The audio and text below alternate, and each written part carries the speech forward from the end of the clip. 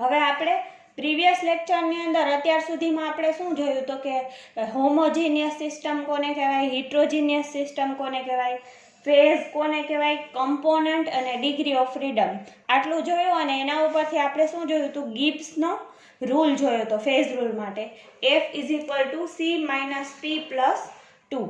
હવે આ જે ફેઝ રૂલ છે એને આપણે એપ્લાય કરતા તમે આગળની એસવાયમાં જોઈ ગયા હતા, water system, sulphur system, lead silver system. પણ આમાંથી ઘણાને યાદ નહીં હોય. શું કામ? કેમ કે આ વખતે એક્ઝામ નહોતી આવી તો યાદ નહીં હોય. પણ છતાં પણ હવે આપણે જે તમારે જોવાનું છે એ શું જોવાનું છે, 3 કમ્પોનન્ટ સિસ્ટમ. એટલે એમાં ઘટકો કેટલા હશે તો કે ઘટકો 3 પ્રેઝન્ટ હશે. હવે આપણે વારાફરતી 3 કમ્પોનન્ટ સિસ્ટમના જેટલા પાર્ટ છે એ જોશું, પણ પહેલાં એનું જનરલ ઇન્ટ્રોડક્શન જોઈ લે કે 3 કમ્પોનન્ટ સિસ્ટમ છે શું. વોટર સિસ્ટમ છે, સલ્ફર સિસ્ટમ છે, એ બધામાં ડાયાગ્રામ કેવા હતા તો કે ઇઝી હતા. આમાં આપણે 3D ડાયાગ્રામ વિશે વિચારવું પડે તો કેવી રીતે એ ડાયાગ્રામને સહેલી રીતે એપ્લાય કરવા એ અહીંયા જોવાનું છે. તો અહીંયા તમારે મેક્સિમમ 4 કે 5 ક્વેશ્ચન વ્યવસ્થિત રીતે તૈયાર કરેલા હશે તો આખું ચેપ્ટર ક્વેશ્ચન ઉપર ડિપેન્ડન્ટ છે.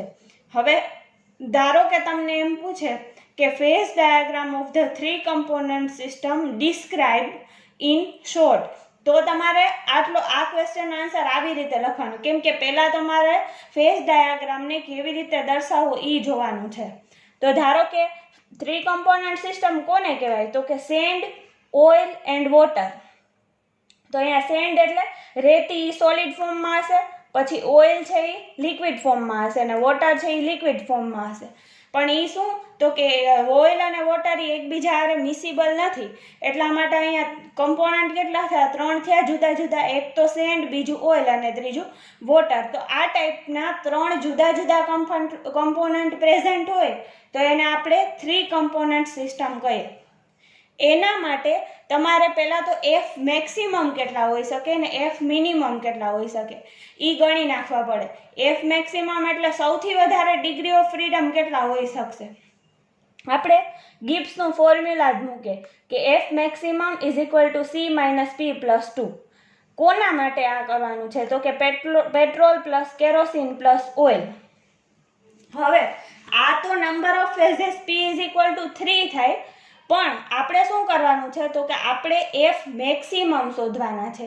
અને F મેક્સિમમ શોધવા હોય ત્યારે નંબર ઓફ ફેઝિસ કેવા લખવા પડે, મિનિમમ. તો આ સિસ્ટમમાં આપણે 3માંથી કોઈ પણ એક ફેઝને જોઈએ તો P = 1 તો આવે જ. અહીંયા જો F મેક્સિમમ = C-P+2. આ જ સિસ્ટમ માટે petrol plus kerosene plus oil આના માટે જ આપણે જોતા હોત ને તો P = શું આવત, 3 આવત.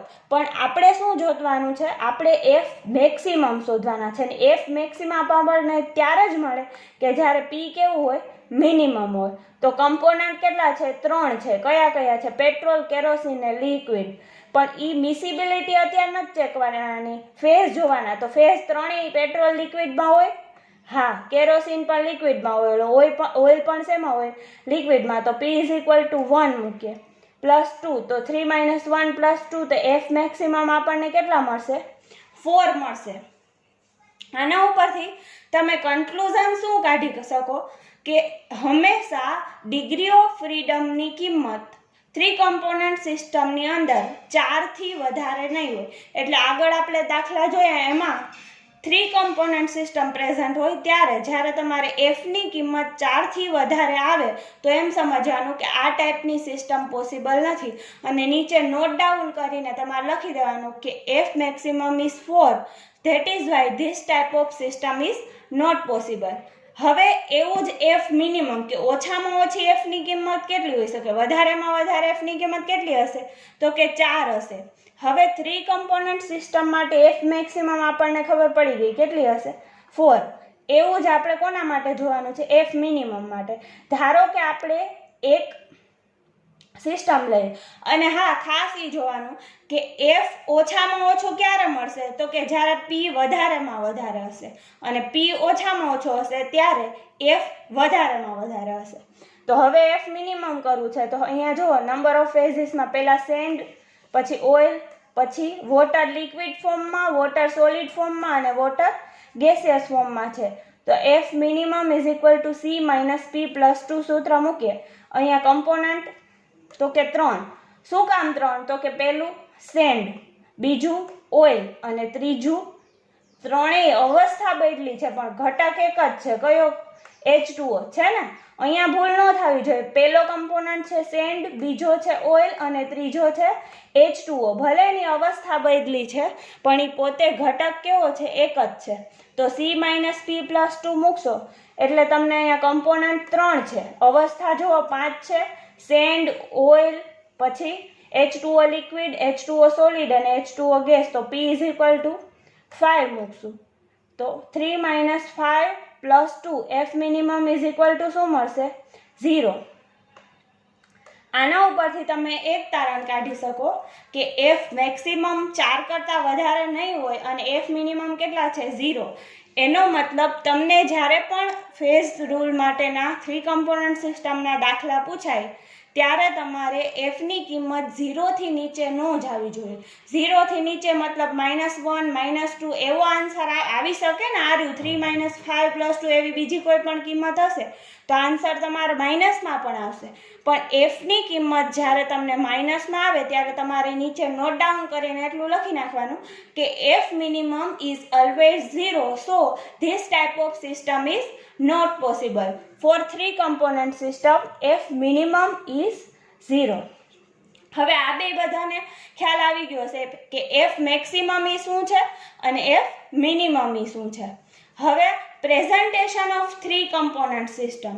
તમે જ્યારે આગળના વોટર સિસ્ટમ કે સલ્ફર સિસ્ટમના ડાયાગ્રામ હતા તો એ બધા સાવ સહેલા હતા. 2D ડાયાગ્રામ દોરી અને હું તમને એક્સપ્લેન કરી શકતી હતી. પણ આમાં કેવી રીતે છે? આપણે આમાં થોડુંક ડિફરન્ટ વિચારવું પડે. તો હવે એનું પ્રેઝન્ટેશન કેવી રીતે કરી શકાય એ જોઈએ. હવે આ પ્રેઝન્ટેશન જે હતું ને 3 કમ્પોનન્ટ સિસ્ટમ માટેનું એ કેવું હતું? ખૂબ હાર્ડ હતું. પણ એમાં અમુક સાયન્ટિસ્ટોએ ઘણી બધી મહેનત કરી અને એના ઉપર વર્ક કર્યું અને પછી જે મેથડ આપી, this method is given by the stock and Rusboom. Stock and Rusboom સાયન્ટિસ્ટનું નામ છે. તો ક્યારેય પણ તમને એવી રીતે ક્યાંય પણ પૂછે, તમે કોઈ પણ કોમ્પિટિટિવ એક્ઝામ આપવા જાઓ ત્યારે, કે ફેઝ રૂલ દર્શાવવા માટેનું જે ડાયાગ્રામ હતો 3 કમ્પોનન્ટ સિસ્ટમ માટે એ પહેલાં હાર્ડ હતો પણ કયા બે સાયન્ટિસ્ટની મહેનતના કારણે એને ઇઝી બનાવવામાં આવ્યો તો ત્યારે બે જ સાયન્ટિસ્ટ આવશે. કયા? સ્ટોક અને રુસબૂમ. હવે 3 કમ્પોનન્ટ સિસ્ટમ છે એનો મતલબ શું કે કોઈ પણ 3 જુદા જુદા ઘટકો પ્રેઝન્ટ હશે. 3 જુદા જુદા ઘટકો પ્રેઝન્ટ હોય. ધારો કે આપણે આ સિસ્ટમના ડાયાગ્રામને સમજવા માટે 3 ઘટક જુદા જુદા લઈ લઈએ. ઘટક એક છે એને આપણે નામ આપી દઈએ A, ઘટક બીજો છે એને B અને ત્રીજો છે એને C. ત્રણેયનું જુદું જુદું આપણે પહેલાં ડાયાગ્રામ જોઈએ, ત્રણેયની ફિગરને પછી એને ભેગી કરીને વિચારીએ કે કેવી રીતે હોઈ શકે. તો જો એક બાજુ આ ડાયાગ્રામની અંદર આ પહેલી ફિગરની અંદર અહીંયા શું આપેલું છે? A આપેલું છે. અહીંયા શું આપેલું છે? B નું કમ્પોઝિશન. અહીંયા શું આપેલું છે? C નું કમ્પોઝિશન. હવે તમે જોઈ શકો છો કે અહીંયા A છે એ કેટલો હશે? તો કે 100% હશે. પછી અહીંયા 90%, 80%, 50, 60, 40, 20, 10 and 0. મેં અહીંયા 20-20ના ગાળામાં લખેલું છે. પણ આ શું આખું સળંગ કે જેમ અહીંયા A છે આ પોઈન્ટ ઉપર 100% એની કમ્પોઝિશન હશે, એ આ પોઈન્ટ ઉપર પહોંચતા અહીંયા કેટલું થઈ જશે? 0% થઈ જશે. આ લાઈન શું દર્શાવે છે? એનું કમ્પોઝિશન વારાફરતી અહીંયા 80% છે, 60%, 40%, 20%. અહીંયા એનું કમ્પોઝિશન આ લાઈન ઉપર કેવું થઈ જશે? 0% થઈ જશે. એવી રીતે ફિગર નંબર 2માં જુઓ. આ કોનું કમ્પોઝિશન દર્શાવે છે? B નું કમ્પોઝિશન દર્શાવે છે. B અહીંયા 100% છે, આ લાઈન ઉપર 80%, 50%, 60%, 40%, 20% અને અહીંયા કેટલું થઈ જશે 0%. એનો મતલબ અહીંયાથી તમે આગળ જાઓ એમ બી અહીંયા 100% છે, અહીંયા પહોંચશે ત્યાં બી કેટલો થઈ જશે 0% થઈ જશે. એવી જ રીતે સીનું કમ્પોઝિશન તમે એને આ બાજુ લખી શકો સીનું કમ્પોઝિશન.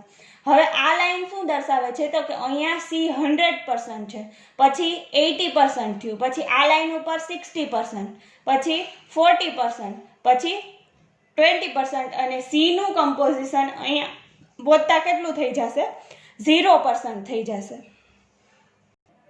હવે શું કર્યું તો કે હવે જે આ એ લાઈન બી લાઈન આપણી એ બી અને સીનું કમ્પોઝિશન હતું એને મિક્સમાં વિચાર્યું, કેમ કે કાંઈ 3 જુદા જુદા ડાયાગ્રામ તો ન દોરી શકીએ આપણે, કેમ કે આપણે ઘટક જ કેટલા પ્રેઝન્ટ છે 3 પ્રેઝન્ટ છે. મેં તમને આ ફિગરની અંદર બતાવ્યું એ રીતે આ કોનું કમ્પોઝિશન છે એનું કમ્પોઝિશન છે, આ કોનું છે બીનું, ને આ બાજુ કોનું કમ્પોઝિશન છે સીનું કમ્પોઝિશન છે. એ ત્રણેયને અહીંયા જોઈએ મિક્સમાં કે અહીંયા કોનું કમ્પોઝિશન છે એ, અહીંયા સી અને અહીંયા બીનું કમ્પોઝિશન. અહીંયા એ કેટલા પર્સન્ટ હશે 100%, પછી આ લાઈન ઉપર 80, 60%, 40%, 20, 0%. એ જ રીતે બીનું કમ્પોઝિશન અહીંયા કેટલું હશે 100% હશે, પછી ઘટતું જશે. વારાફરતી આપણે અહીંયા જે પોઈન્ટ દર્શાવેલા છે ને એ પોઈન્ટ જોઈએ. કોઈ પણ પોઈન્ટ આપેલું હોય એક્ઝામની અંદર તમારે આવી રીતે આન્સર લખવાના થશે જો પૂછાય તો આ લાઈન છે એ કોનું કમ્પોઝિશન દર્શાવશે એનું કમ્પોઝિશન, આ લાઈન છે એ બીનું કમ્પોઝિશન દર્શાવે છે અને આ લાઈન છે એ સીનું કમ્પોઝિશન દર્શાવે છે.